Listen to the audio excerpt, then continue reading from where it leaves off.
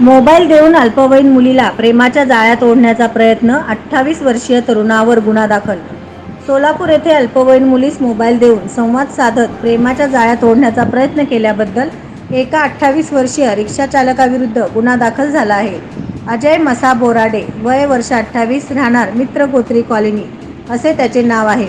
विनयभंग व पॉक्सो अंतर्गत जेल रोड पोलिसात गुन्हा नोंद झाला आहे. मुलीच्या पालकांच्या सजगतेमुळे हा प्रकार रविवारी उघडकीस आला. पीडित मुलींच्या वडिलांनी पोलिसात फिर्याद दिली आहे.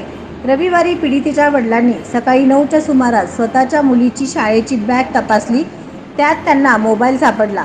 त्यांनी पत्नीस मोबाईल संदर्भात विचारणा केली. मोबाईल दिला नसल्याचे पत्नीने सांगितले. त्यानंतर वडिलांनी मुलीस विश्वासात घेऊन विचारले असता तिने असे सांगितले की अजय याने मोबाईल दिला.